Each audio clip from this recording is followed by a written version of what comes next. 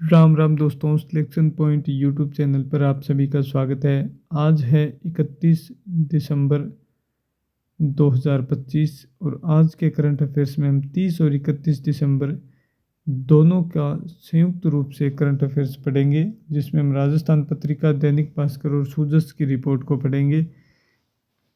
किसी कार्य में व्यस्त होने के कारण टाइम पर क्लास नहीं ले पाया। आगे से कोशिश करूँगा टाइम पर आपके लिए करंट की क्लास उपलब्ध रहेगी। चलिए शुरू करते हैं। उससे पहले मैं आपको बता दूं कि हिस्ट्री की क्लास भी हमारी चल रही है, राजस्थान हिस्ट्री, जिसमें सभ्यता के सभी टॉपिक पूरे हो चुके हैं और उनका एमसीक्यू का वीडियो है वो भी आ चुका है। जो पिछली परीक्षाओं में आए हुए प्रश्न है उनका वीडियो। फिर इसके अलावा राजवंश में मेवाड़ राजवंश के सभी क्लास पूरी हो चुकी है और एमसीक्यू का वीडियो भी आ चुका है। तो ज़रूर उन क्लास को देखिए, आपके लिए बहुत फ़ायदेमंद साबित होगी।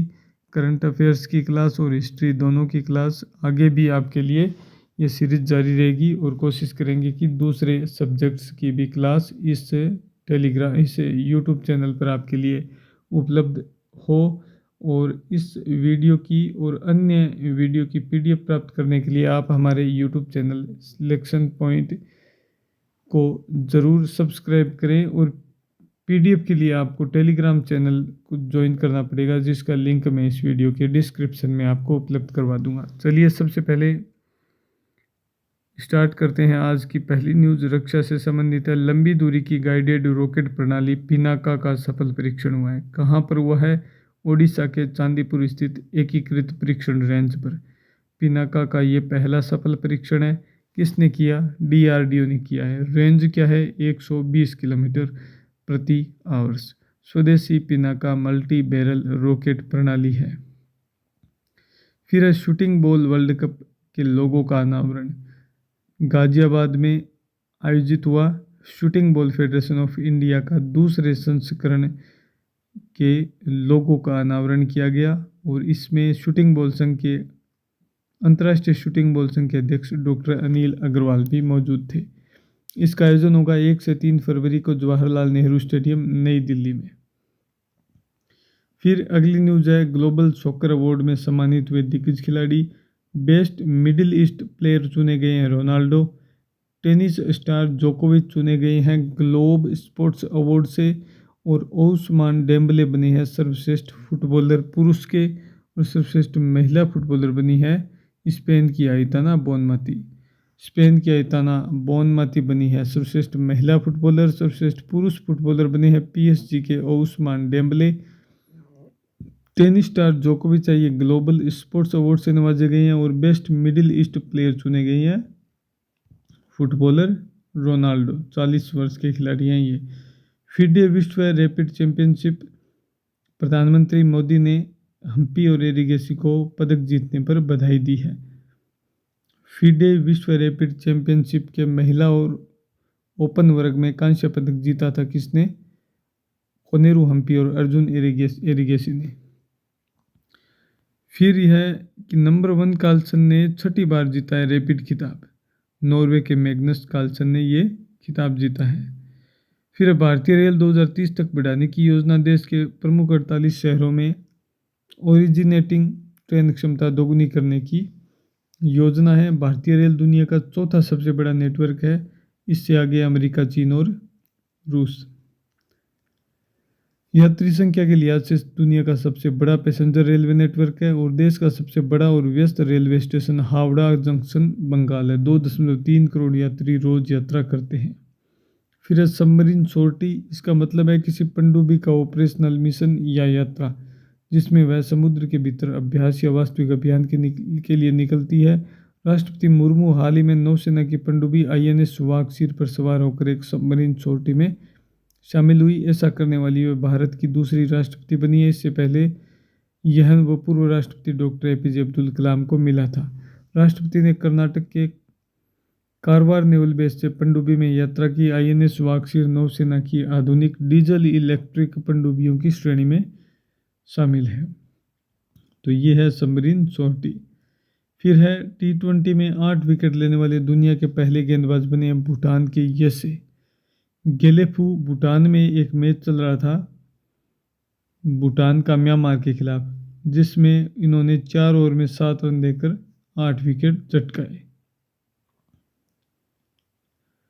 भूटान ने यह सीरीज भी म्यांमार के खिलाफ जीत ली। फिर है दक्षिण कोरिया के पॉप ग्रुप ब्लैक पिंक की सिंगर रोजे को साल 2025 की 100 मोस्ट ब्यूटीफुल फेसेस की लिस्ट में पहला स्थान मिला है। यह लिस्ट अमेरिकन संस्था टीसी कैलेंडर ने जारी की है। दक्षिण कोरिया के पॉप ग्रुप ब्लैक पिंक की सिंगर है रोजे, इनको ये स्थान मिला है। फिर भारत दुनिया की चौथी सबसे बड़ी अर्थव्यवस्था बन गई है, जापान को पीछे छोड़ दिया है। जीडीपी है भारत की $4.18 ट्रिलियन या 347 लाख करोड़ रुपए। अगर भारत इसी रफ्तार से अपनी जीडीपी को बढ़ाता रहा तो 2.5 से 3 साल में जर्मनी को पीछे छोड़कर तीसरे स्थान पर आ जाएगा। और अनुमान है कि 2030 तक भारत जीडीपी $7.3 ट्रिलियन या 606 लाख करोड़ रुपए तक पहुंचने का अनुमान है। फिर है हुरून इंडिया रिच लिस्ट में जयश्री उलाल से शीर्ष स्थान पर। हुरून इंडिया ने रिच लिस्ट 2025 जारी की है, जिसमें अरिस्ता नेटवर्क्स कंपनी के सीईओ है जयश्री उलाल। ये भारतीय मूल के लीडर्स दुनिया में टॉप पर रही है। सेल्फ मेड वुमन एंटरप्रेन्योर के तौर पर वो उभरी है और इनकी संपत्ति कुल कितनी है? 50,000 करोड़ रुपए। फिर है सोमाली लैंड को स्वतंत्र देश के रूप में मान्यता दी है किसने? इजराइल ने, और ये ऐसा करने वाला पहला देश है। अफ्रीकी देश सोमालीलैंड 1991 से अपना अलग प्रशासन चला रहा था, लेकिन अभी तक उसे मान्यता नहीं मिली थी। फिर अगली न्यूज़ है आईआईटी पटना ने बिहार का पहला सुपर कंप्यूटर परम रुद्र लॉन्च किया है। नेशनल सुपर कंप्यूटिंग मिशन के तहत centre for development of advanced computing ने इसे बनाया है। 37 सुपर कंप्यूटर लॉन्च हुए। तो आईआईटी पटना ने बिहार का पहला सुपर कंप्यूटर परम रुद्र लॉन्च किया है। अगली न्यूज़ है इसरो ने श्रीहरिकोटा में तीसरा लॉन्च पैड बनाने की योजना बनाई है। यह अगले 4 साल में तैयार होगा। यह पैड सतीश धवन अंतरिक्ष केंद्र में बनेगा। इससे 12,000 से 14,000 किलोग्राम वजनी सैटेलाइट लॉन्च किए जा सकेंगे।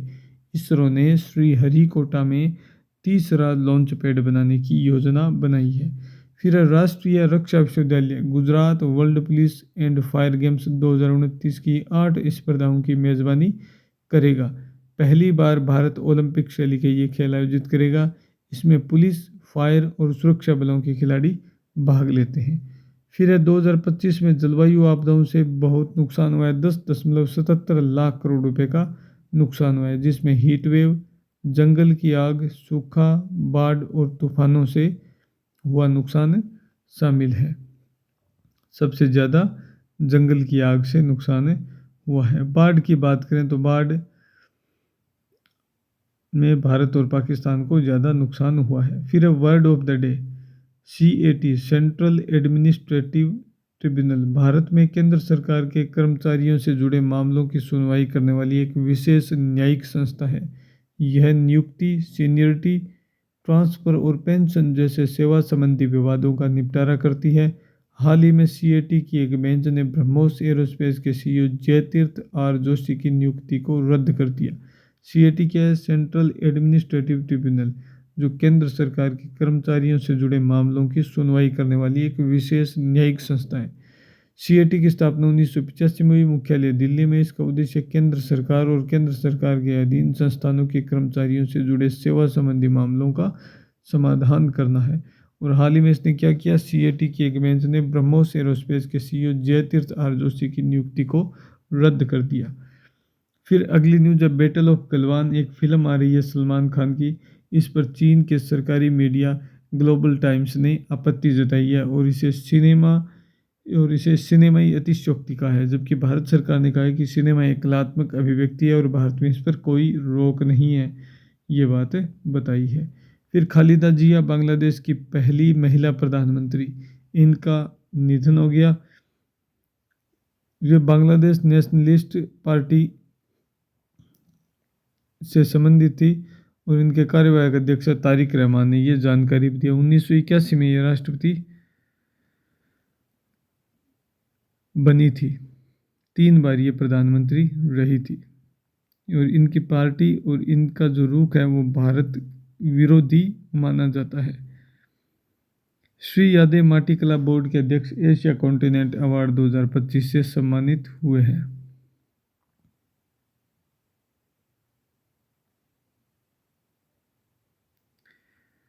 राजस्थान के श्री यादव माटी कला बोर्ड के अध्यक्ष प्रहलाद राय टाक को माटी कला के क्षेत्र में उत्कृष्ट कार्यों के लिए काठमांडू में प्रतिष्ठित एशिया कॉन्टिनेंट अवार्ड 2025 से सम्मानित किया गया। ये रशियन कल्चर सेंटर काठमांडू में कार्यक्रम आयोजित किया गया था।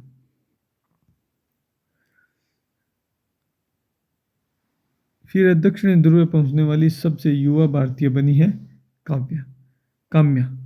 दक्षिणी ध्रुव में पहुंचने वाली सबसे युवा भारतीय बनी है काम्या। नेवी अफसर की 18 साल की बेटी है काम्या कार्तिकेयन। इन्होंने स्की करते हुए साउथ पोल पहुंचकर इतिहास रच दिया और ये सबसे कम उम्र में ऐसा करने वाली दूसरी और भारत की पहली महिला बन गई है। इंडियन नेवी ने ये जानकारी दी थी। 22 जनवरी से शुरू होगा केरल लिटरेचर फेस्ट में आएंगी Sunita Williams. Kerala literature festival का 9वां संस्करण 22 जनवरी से शुरू होगा और इसमें सुनीता विलियम्स है वो इस फेस्टिवल में आएंगी। फिर अगली न्यूज है, न्यू ईयर ऑनर्स लिस्ट जारी हुई है ब्रिटेन में, जिसमें मीरा शाल डेम हुड से सम्मानित हुई है। ब्रिटिश भारतीय कलाकार है मीरा शाल। इनको किंग चार्ल्स तृतीय की न्यू ईयर ऑनर्स लिस्ट 2025 में डेम हुड से सम्मानित किया गया है। उन्हें यह सम्मान साहित्य, नाटक और समाज सेवा में योगदान के लिए मिला है। वे कॉमेडियन, लेखक, अभिनेता और फिल्म निर्माता है। फिर सूजस की न्यूज़ है, जल क्षेत्र में आत्मनिर्भर राजस्थान राज्य सरकार की शीर्ष प्राथमिकता है। मुख्यमंत्री भजन लाल शर्मा ने ये बात कही है। फिर इन्होंने बताया है कि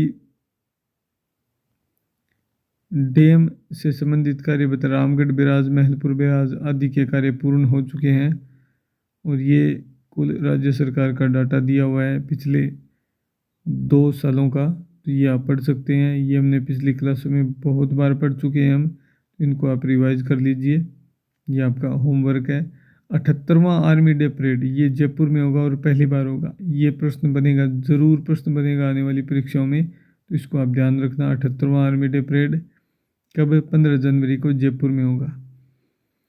8 से 12 जनवरी तक नो योर आर्मी प्रदर्शनी है। 15 जनवरी को मुख्य परेड और 15 जनवरी को शौर्य संध्या 2026 का आयोजन किया जाएगा। शौर्य संध्या में ऑपरेशन सिंदूर पर भव्य लाइट एंड साउंड शो भी आयोजित होगा। 1000 ड्रोन्स का शो भी आधुनिक तकनीक के साथ किया जाएगा। फिर किसानों की आमदनी में वृद्धि के साथ ही कृषि अर्थव्यवस्था सुदृढ़ होगी। ये मुख्यमंत्री जी ने कहा। ग्लोबल राजस्थान एग्रीटेक मीट 2026 आयोजित किया जाएगा। क्या आयोजित किया जाएगा? ग्लोबल राजस्थान एग्रीटेक मीट 2026, इसका आयोजन किया जाएगा। ग्राम का आयोजन किया जाएगा और इसमें 50,000 कृषक भाग लेंगे। देश विदेश के किसान और उद्यमी अपने अनुभव साझा करेंगे। कोटा हाड़ौती ट्रेवल मार्ट 2 जनवरी से शुरू होगा, 2 से 4 जनवरी तक। 2 से 4 जनवरी तक चंबल रिवर फ्रंट कोटा में आयोजित किया जाएगा। कोटा हाड़ौती ट्रेवल मार्ट हाड़ौती की पर्यटन क्षमता को वैश्विक मंच पर लाएगा। फिर है, मुख्यमंत्री ने मौके पर परिवेदनाओं के निस्तारण से आमजन खुश हुए हैं। राष्ट्रीय हैकाथॉन शील्ड 1.0 का आगाज हुआ है। कहाँ पर? केंद्रीय जासूसी प्रशिक्षण संस्थान जयपुर में 2 दिवसीय राष्ट्रीय hackathon shield 1.0 smart hackathon for intelligence enforcement, law एवं डिफेंस का विधिवत शुभारंभ हुआ। 29 और 30 दिसंबर को ये कार्यक्रम आयोजित किया गया। कौन सा? केंद्रीय जासूसी प्रशिक्षण संस्थान जयपुर में 2 दिवसीय राष्ट्रीय हैकाथॉन शील्ड 1.0। फिर मुख्यमंत्री जी की यहाँ फोटो दी हुई है। इन्होंने जयपुर के न्यू सांगानेर रोड स्थित चिंताहरण कालेश्वर हनुमान जी मंदिर में पोष बड़ा महोत्सव के अवसर पर दर्शन किए और विधिवत पूजा अर्चना की। फिर कांस्टेबल भर्ती, कालीबाई बटालियन की 5वीं बटालियन आरएसी ने चयन सूची जारी की। ये रिजल्ट आया है, आप देख सकते हैं। फिर आज चीन, दुनिया की सबसे लंबी एक्सप्रेसवे टनल शुरू हुई है चीन में। ये भास्कर की न्यूज़ है। भारतीय बैडमिंटन खिलाड़ी पीवी सिंधु को badminton world federation athletes commission का चेयरपर्सन चुना गया है। भारतीय बैडमिंटन खिलाड़ी है पीवी सिंधु, इनको badminton world federation athletes commission का चेयरपर्सन चुना गया है और इनका कार्यकाल रहेगा 2026 से 2029 तक। सिंधु 2 बार की ओलंपिक पदक विजेता है। वे 2017 से BWF कमीशन से जुड़ी है और 2020 से वे BWF की इंटीग्रिटी एम्बेसडर भी है। फिर बेंगलुरु स्टार्टअप वोक्सेल ग्रिड्स ने देश का पहला स्वदेशी MRI स्कैनर बनाया है। देश का पहला स्वदेशी MRI स्कैनर बनाया है। इसकी क्षमता 1.5 टेस्ला है। यह नागपुर के कैंसर फाउंडेशन में लगा है। इसमें लिक्विड हीलियम की आवश्यकता नहीं होती, जिससे निर्माण लागत 40% कम हो जाती है।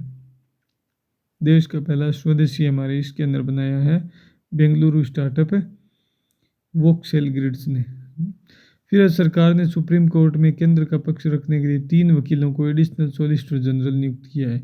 इसमें है देवेंद्र पाल सिंह, कनक मेडला, रविंद्र कुमार और अनिल कौशिक शामिल हैं। रविंद्र कुमार पूर्व राज्यसभा सांसद भी रहे हैं। चीन ने शिनजियांग उइगर स्वायत्त क्षेत्र में 22.13 किमी लंबी तियानशान शेंगली टनल को यातायात के लिए शुरू किया। चीन ने शिनजियांग उइगर स्वायत्त क्षेत्र में 22.13 किमी लंबी तियानशान शेंगली टनल को यातायात के लिए शुरू किया। यह दुनिया की सबसे लंबी एक्सप्रेसवे टनल है। दुनिया की सबसे लंबी एक्सप्रेसवे टनल है। टनल की गहराई जमीन की सतह से अधिकतम 1112 मीटर है। टनल की गहराई जमीन की सतह से अधिकतम 1112 मीटर है। सरकार ने आतंकवाद और संगठित अपराध से निपटने के लिए देश का पहला हथियार डेटाबेस लॉन्च किया। इसे lost, looted and recovered fire arm database नाम दिया गया है। इसे राष्ट्रीय जांच एजेंसी संचालित कर रही है। किससे? सरकार ने आतंकवाद और संगठित अपराध से निपटने के लिए देश का पहला हथियार डेटाबेस लॉन्च किया। इसे lost, looted and recovered fire arm database नाम दिया गया है। इसे राष्ट्रीय जांच एजेंसी संचालित कर रहा है। ये कुल न्यूज़ 33 और 31 दिसंबर की जो मैंने आपको बताई है, बहुत ही इम्पोर्टेंट न्यूज़ है। क्लास को आप मिस मत करना, वीडियो को स्किप मत करना, पूरा वीडियो देखना, बहुत ही महत्वपूर्ण साबित होगी ये क्लास आपके लिए। वीडियो देखने के लिए आप सभी का बहुत बहुत धन्यवाद।